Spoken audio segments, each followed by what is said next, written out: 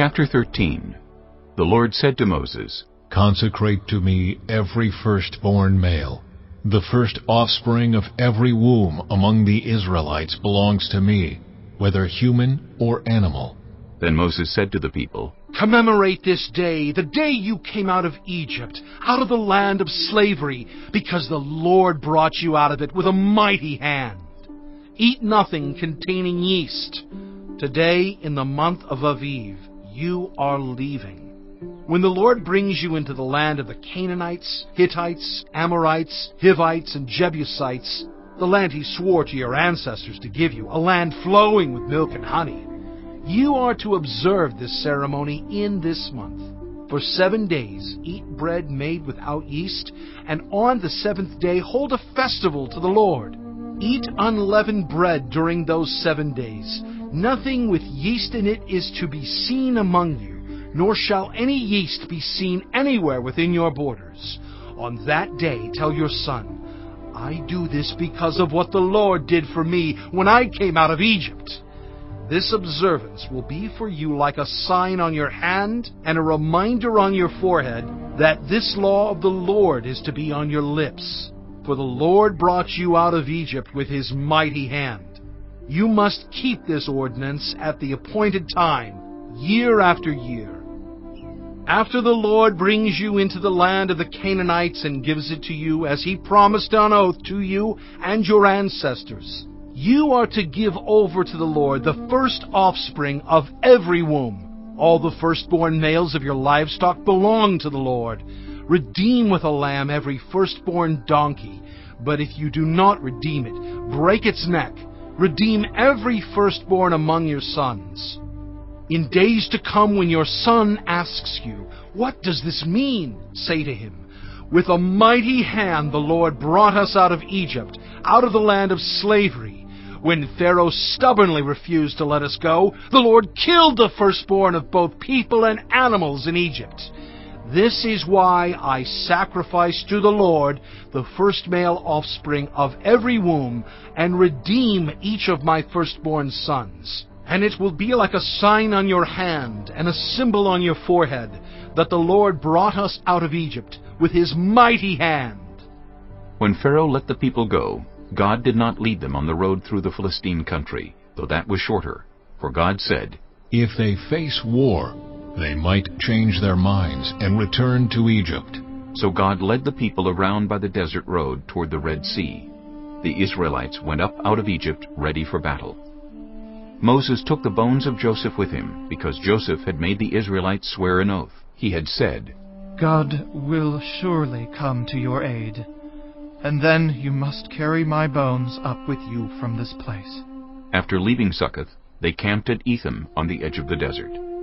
By day the Lord went ahead of them in a pillar of cloud to guide them on their way, and by night in a pillar of fire to give them light, so that they could travel by day or night.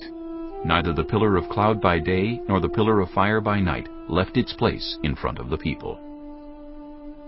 Chapter 14. Then the Lord said to Moses, Tell the Israelites to turn back and encamp near Pi-hahiroth, between Migdol and the sea. They are to encamp by the sea, directly opposite Baal-Zephon. Pharaoh will think the Israelites are wandering around the land in confusion, hemmed in by the desert, and I will harden Pharaoh's heart, and he will pursue them. But I will gain glory for myself through Pharaoh and all his army, and the Egyptians will know that I am the Lord. So the Israelites did this. When the king of Egypt was told that the people had fled, Pharaoh and his officials changed their minds about them, and said, What have we done? We have let the Israelites go, and have lost their services. So he had his chariot made ready, and took his army with him. He took 600 of the best chariots, along with all the other chariots of Egypt, with officers over all of them. The Lord hardened the heart of Pharaoh, king of Egypt, so that he pursued the Israelites, who were marching out boldly. The Egyptians, all Pharaoh's horses and chariots, horsemen and troops, pursued the Israelites, and overtook them as they camped by the sea near Pi-hahiroth, opposite Baal-Zephon. As Pharaoh approached, the Israelites looked up, and there were the Egyptians marching after them. They were terrified and cried out to the Lord. They said to Moses, "Was it because there were no graves in Egypt that you brought us to the desert to die? What have you done to us by bringing us out of Egypt? Didn't we say to you in Egypt, 'Leave us alone, let us serve the Egyptians'? It would have been better for us to serve the Egyptians than to die in the desert." Moses answered the people, Do not be afraid. Stand firm, and you will see the deliverance the Lord will bring you today. The Egyptians you see today, you will never see again. The Lord will fight for you. You need only to be still. Then the Lord said to Moses, Why are you crying out to me? Tell the Israelites to move on. Raise your staff and stretch out your hand over the sea to divide the water, so that the Israelites can go through the sea on dry ground. I will harden the hearts of the Egyptians, so that they will go in after them, and I will gain glory through Pharaoh and all his army, through his chariots and his horsemen. The Egyptians will know that I am the Lord, when I gain glory through Pharaoh, his chariots, and his horsemen. Then the angel of God, who had been traveling in front of Israel's army, withdrew and went behind them. The pillar of cloud also moved from in front and stood behind them, coming between the armies of Egypt and Israel.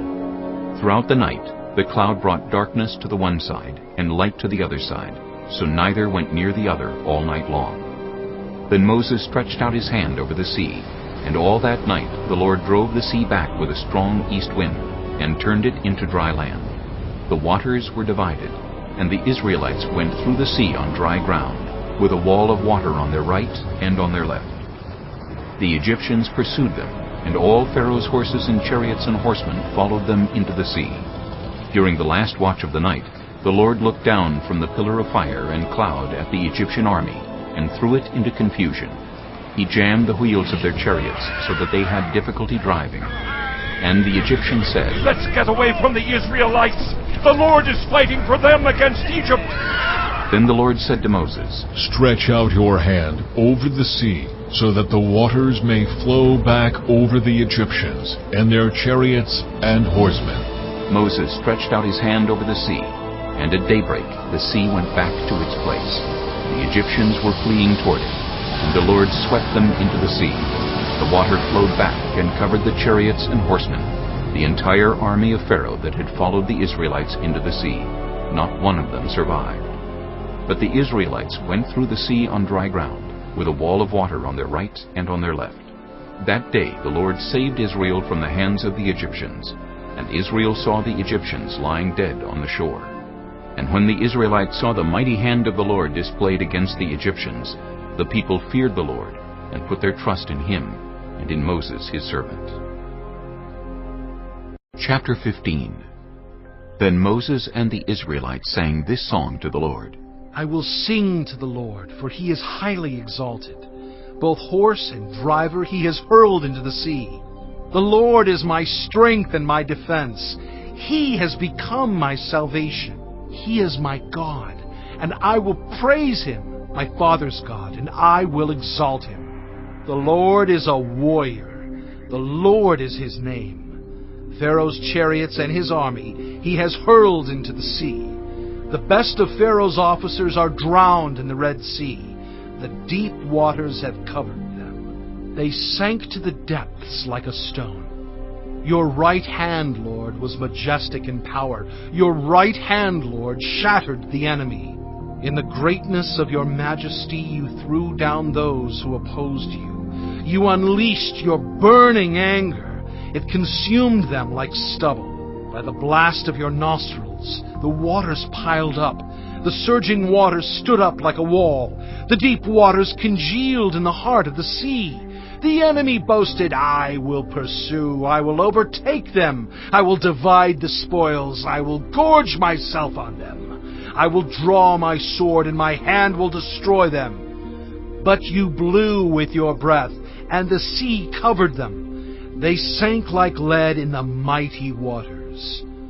Who among the gods is like you, Lord? Who is like you? Majestic in holiness, awesome in glory, working wonders. You stretch out your right hand, and the earth swallows your enemies. In your unfailing love you will lead the people you have redeemed.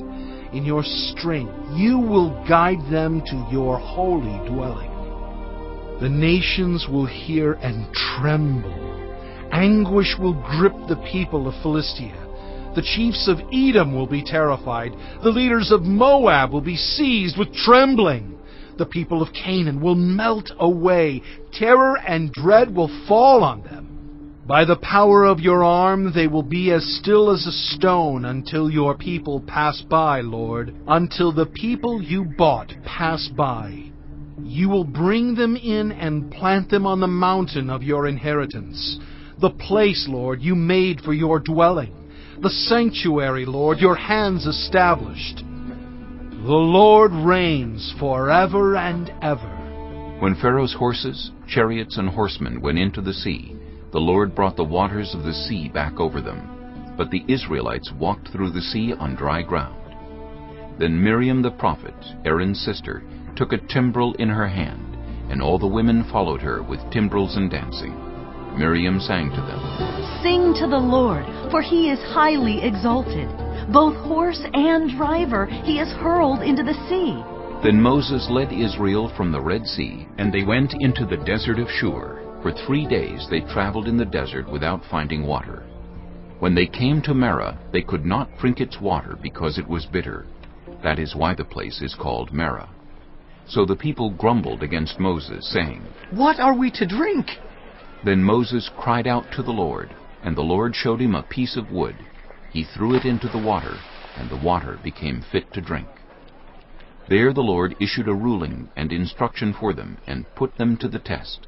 He said, If you listen carefully to the Lord your God, and do what is right in His eyes, if you pay attention to His commands and keep all His decrees, I will not bring on you any of the diseases I brought on the Egyptians, for I am the Lord who heals you.